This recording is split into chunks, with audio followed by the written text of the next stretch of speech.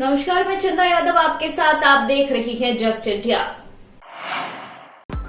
खबरों के प्रायोजक हैं एशियन कलर कॉटेड इस्पात लिमिटेड। आपका विश्वास हमारी पहचान। मेडिफिर international taken a step to keep you safe from corona virus. रंज care showroom in Rohtak and Bahadurgarh. Showroom पर आएं, टेस्ट ड्राइव लें और गाड़ी बुक कराएं। हरियाणा के रेवाड़ी जिले में एक महिला कर्मचारी के साथ गाड़ी में दुष्कर्म किए जाने का मामला सामने आया है। दुष्कर्म करने वाला आरोपी महिला की ही कंपनी में काम करता है।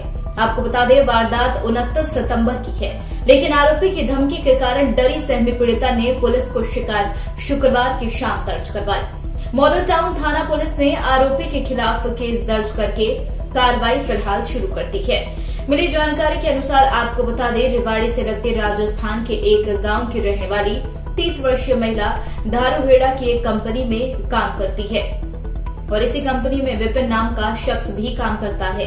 दोनों साथ काम करने की वजह से अच्छी तरह से परिचित थे। महिला का आरोप है 29 सितंबर को वह कंपनी जाने के लिए रेवाड़ी पहुंची थी। विपिन स्विफ्ट कार लेकर पहुंचा और उसे साथ चलने की बात कहकर गाड़ी में बिठा लिया। आरोपी ने रास्ते में मंडैया के पास सुनसान जगह गाड़ी को साइड में लगा दिया और फिर उसके साथ दुष्कर्म किया। आपको बता दें, इतना ही नहीं, आरोपी ने किसी को बताने पर पीड़िता को जान से मारने की धमकी भी दी थी। उस दिन दोनों कंपनी में साथ गए, लेकिन पीड़िता आरोपी की धमकी से डरी सहमी रही। कई दिनों से डरी सहमी रहने के कारण परिवार ने जब उससे पूछा तो उसने आप बीती सुनाई।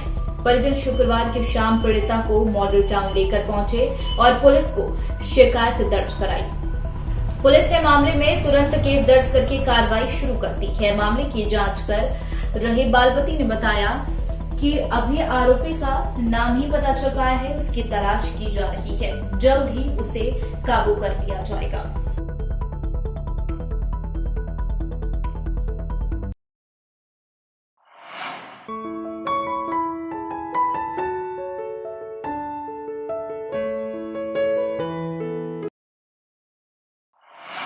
बेअदबी के आरोप के बाद लखबीर की हत्या के मामले में आत्मसमर्पण करने वाले आरोपी सरबजीत सिंह को पुलिस ने शनिवार को इलाके कोर्ट में पेश किया है।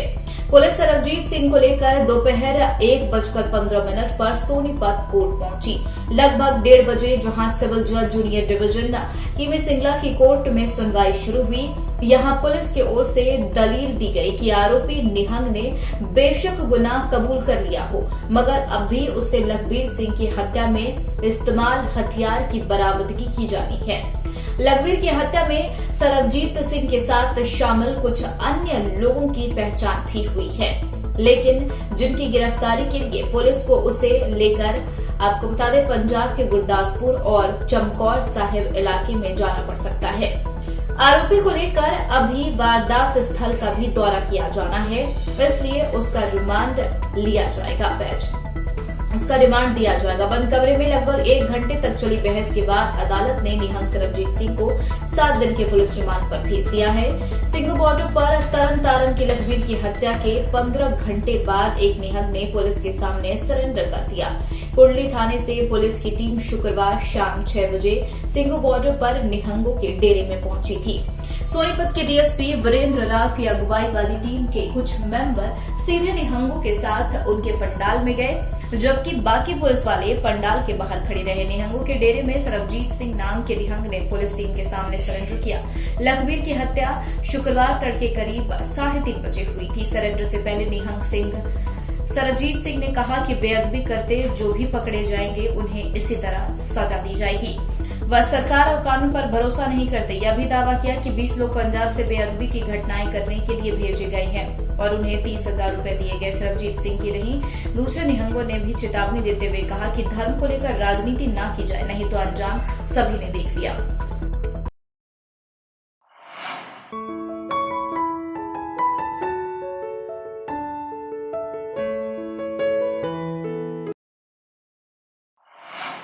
एक सब इंस्पेक्टर ने अपनी पत्नी को अपने रास्ते से हटाने के लिए ऐसी कहानी बनाई कि हर कोई उस कहानी में उलझ गया।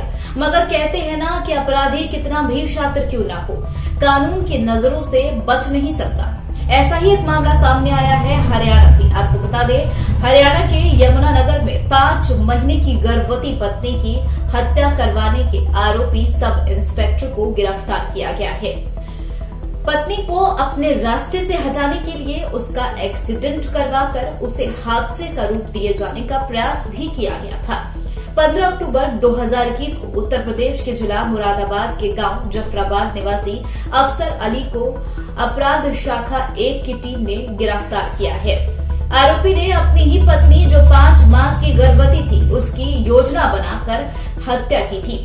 पुलिस अधीक्षक ने बताया है कि आरोपी अफसर अली रेलवे पुलिस में सब इंस्पेक्टर के पद पर तैनात था और उसकी बरेली निवासी नजमा के साथ प्रेम प्रसंग हुआ, जिसके बाद उन्होंने 2019 में शादी कर ली। कुछ समय तो ठीक ही था, लेकिन उसके बाद दोनों के बीच मनमुटाव हो गया और बात बात पर झगड़ा होने लगा। कुछ समय नजमा आपसी सहमति के बाद अपने घर भी चली गई थी, लेकिन नजमा के परिवार ने महिला थाने में आरोपी अफसर अली की शिकायत कर दी। वहीं पर इनका आपस में समझौता भी हो गया और अफसर अली फिर अपनी पत्नी को लेकर पृथ्वीनगर फरपुर में रहने लगा। इस दौरान उसकी पत्नी 5 माह की गर्भवती भी हो गई, लेकिन उनका झगड़ा खत्म नहीं हुआ। इस दौरान आपको बता दें, आरोपी ने अपने चचेरे भाइयों के साथ मिलकर अपनी पत्नी को रास्ते से हटाने की योजना बनाई।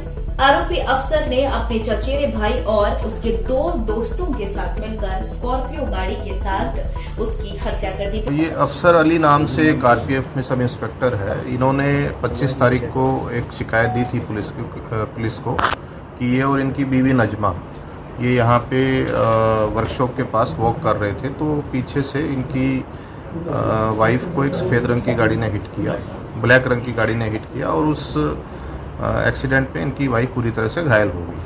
तो इसको हमने शुरू में एक एक्सीडेंट का ही केस मानते हुए इसमें एक्सीडेंट के जो सेक्शंस है उसमें एफआईआर दर्ज की। लेकिन अगले दिन जो लड़की के परिजन हैं उन्होंने शक जाहिर किया कि जो हमारे ब्रदर इन लॉ हैं उनका हमारी बहन से शुरू से ही संबंध ठीक नहीं थे और हमारी बहन प्रेग्नेंट भी थी।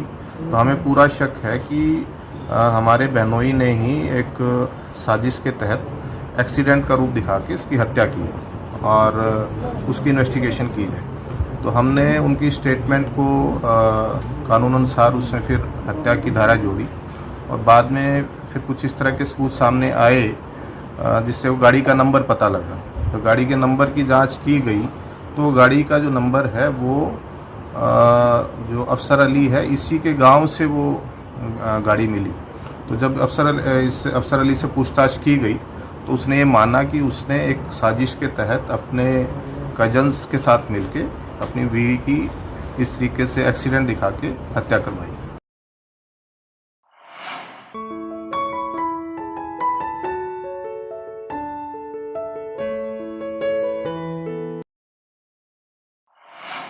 जिंद में शनिवार को सफीदो रोड स्थित बैरागी धर्मशाला में बाबा बंदा वीर बैरागी की जयंती उत्साहपूर्वक मनाई गई। उनके चित्र पर पुष्प अर्पित कर समाज के लोग विशेषकर युवाओं ने वीर गाथा का संदेश दिया गया। इस दौरान वक्ताओं ने बताया कि बाबा बंदा बैरागी ने गुरु गोविंद सिंह के सानिध्य में रहकर हिंदुत्व की रक्षा के लिए अपना सर्वोच्च बलिदान दिया। बैरागी सभा के पूर्व जिला प्रधान नरेंद्र सिंह ने कहा कि मुगलों ने जब देश पर आधिपत्य स्थापित कर लिया था और हिंदुओं पर अत्याचार बढ़ा दिए थे, तो नांदेड़ के जंगलों में तपस्या कर रहे बाबा बंदा वीर बैरागी को गुरु गोविंद सिंह मुगलों से अत्याचार से निपटने के लिए लेकर आए। उन्होंने अपनी विशाल सेना तैयार की और मुगलों से लड़ते हुए अपनी आहुति दे दी। तभी से देश भर में बाबा बंदा वीर बैरागी की जयंती मनाई जाती है।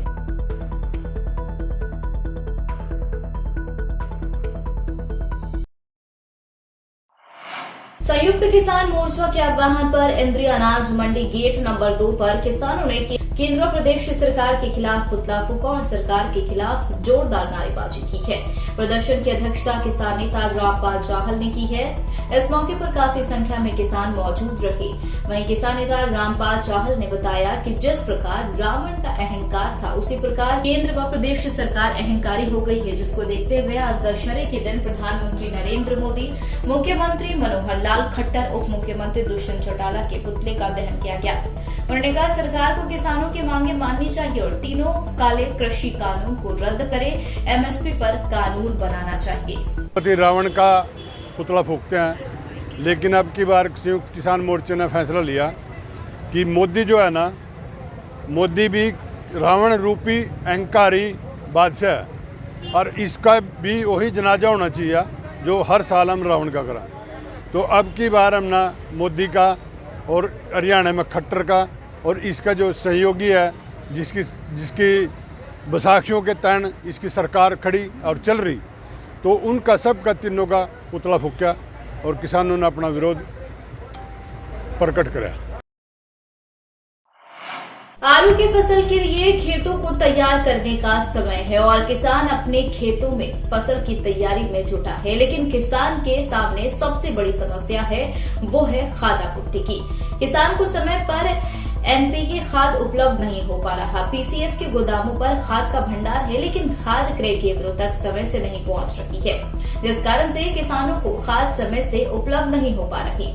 आपको बता दें, क्रय केंद्रों पर आए किसानों ने बताया है कि इस समय खेतों में आलू बुआई का समय है, लेकिन खाद समय पर नहीं मिल पा रहा, जिससे फसल बुआई में देरी हो रही। वहीं क्रय केंद्र संचालकों का कहना है, हमको गोदाम से जितना स्टॉक मिल पा रहा हम प्रतिदिन बांट रही हैं, गोदाम से स्टॉक आने में देरी हो रही, जिस कारण से किसानों को खाद के लिए दिक्कत पैदा हो रही है।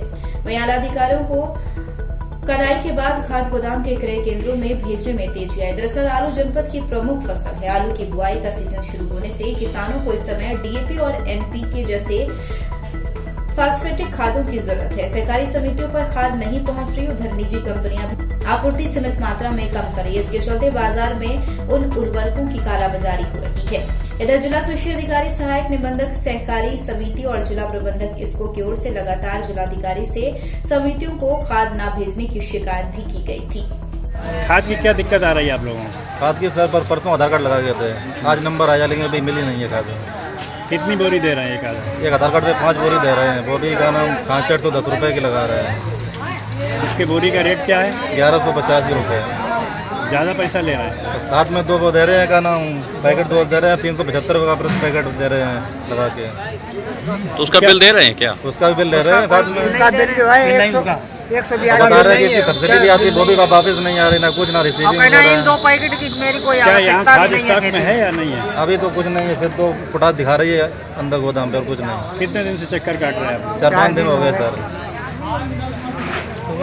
क्या दिक्कत क्या आ रही, खेती में दिक्कत आ रही है आपको? अब जब खाद मिलेगी तब आगे फसल हो जाएगी। इसी के साथ इस बुलेटिन में आज के लिए फिलहाल इतना ही। और भी खबरों के लिए आप बने रहिए जस्ट इंडिया के साथ। नमस्कार।